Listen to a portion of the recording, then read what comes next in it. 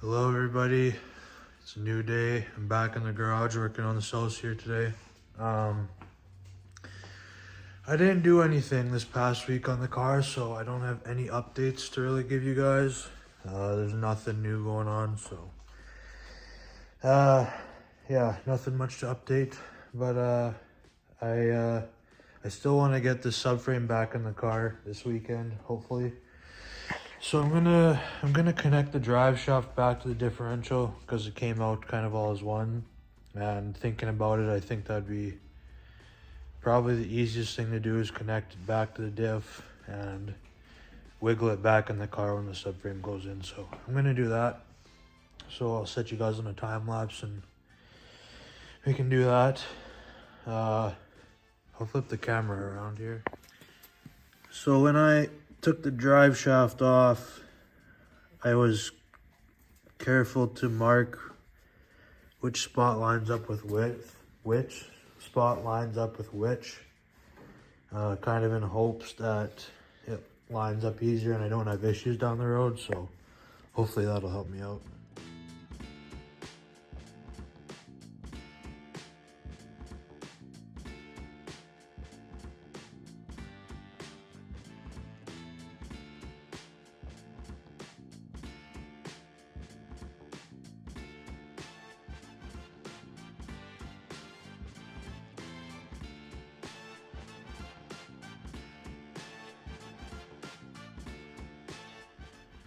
All right, I got the drive shaft back on. It was pretty easy. I know it's gonna be a little bit difficult getting that back in the car, but whatever. I'll figure it out with my buddies. Now the next thing I'm gonna do, and I'll set you guys up for, is engine and transmission risers. I'm for sure gonna tackle the transmission ones right away here, so that's why I got my headlight on so I can see better. So I'll set you guys up and we'll do that. All right, I'm under the car right now. I'm on 0.5 zoom, so it looks a little weird, but this bolt right here, this nut is what you need to get loose to get to that transmission mount right there to space it up, and there's one on both sides. So that is a 17 millimeter. So I'm gonna go ahead and crack those bolts, unloosen them a decent amount, and jack up the engine from the oil pan. So I'll set you guys up for that. All right, so hopefully you guys can see this clearly, but I'm gonna be working on the left one first. So I'm gonna go ahead with the breaker bar here.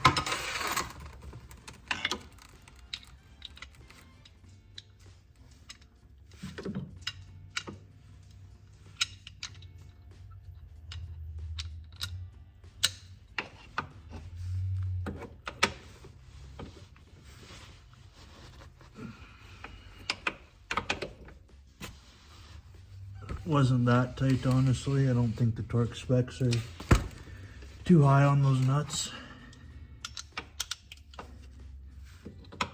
I'm gonna back it off here.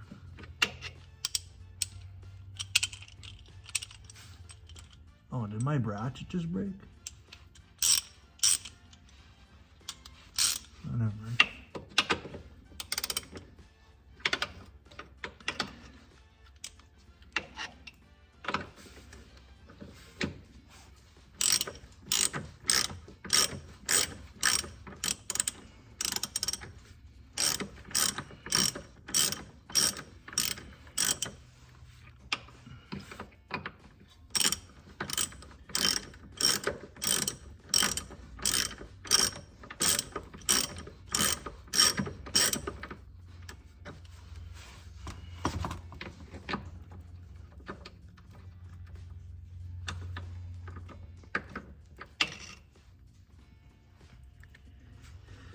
All right, I think that's good for this side. I'm gonna go to the second side.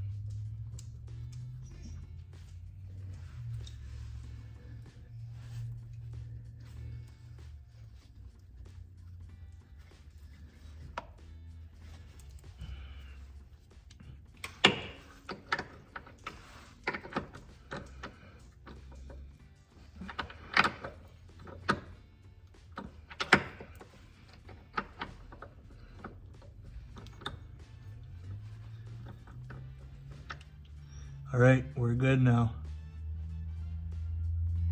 All right, so now that those nuts are loose on the studs, you have to go and jack up the motor. You got to do it carefully from the oil pan, so I'll be doing that.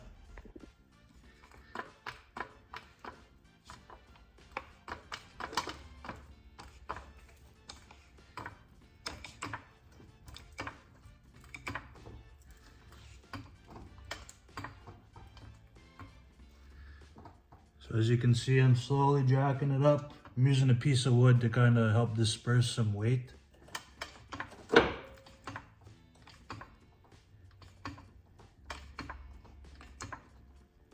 Okay, I'm gonna see if that's enough space to slip those spacers in now. All right, what's up guys? I got a little bit of explaining to do. So that last clip you would have saw, I believe was me just raising up the motor in the Celsior to start putting the spacers in.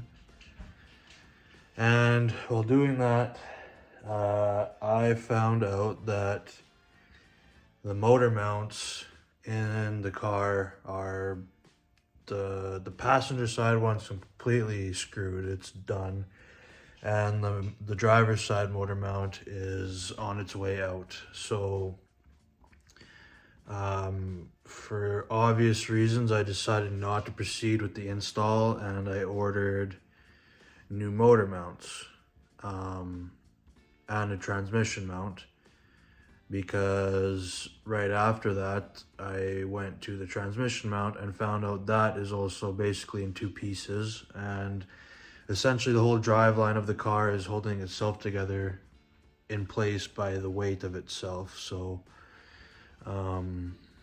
it wasn't something that I kind of saw coming and I'm not happy about, but those are some things that need to be taken care of before the car can drive. So I had to take a step back and order those parts and get them in so I can fix those. So when I got the car about a year ago now, I didn't drive it until the fall. So I don't know if the mounts were just that screwed up back then and I didn't notice because I only really drove it about 2 times. And it's a new car to me, so I don't know its little quirks and sounds that I know pretty well with my other car. So yeah, like I said, I'm not sure how long this has been screwed up for, honestly. Thinking about it though, like the car is a 92, so it's like 32 years old, if I did my math right. Yeah, it's like 32 years old. And those mounts are obviously rubber. The car's been sitting outside for who knows how long. So I think just time and weather really took a toll on them, and they just went kaput. So that last clip you guys saw of me working on my car was a week ago. After I figured out that all those mounts are screwed up, I quickly went to Rock Auto and ordered me some new mounts. So right here, finally got it. Came, I think, Thursday. It's Saturday today, but I just went and picked them up today. But here we have 1 engine mount, 2 engine mounts, and a new transmission mount. These are actually not too expensive compared to some parts in the car. There is a kit on Rock Auto where you can order all 3 at once, which is a lot simpler. So yeah, unfortunately, I got to pause the fun stuff on the car and take care of this stuff. I've watched a few videos on YouTube, read a couple threads, and I think I got a good idea of a game plan. I will not be filming the install for any of these mounts though, because there is a couple good videos out there, like I said, and a couple good forum threads that do some really good explanation, and I feel like me me filming my install will just like not even be worth it, because there's like much better information out there than what I would be able to film and give. So if you wanted to do this job, I can link a couple of videos down in the description of this video that I referred back to. I can't remember the guy's channel name, but it's about a 40-minute video, and it's very, very descriptive, and he gives a lot of information. So I'll link a couple of videos down there if you guys need tips for an engine mount install. So I'm gonna get on that this afternoon. I'm not sure how long it's gonna take me.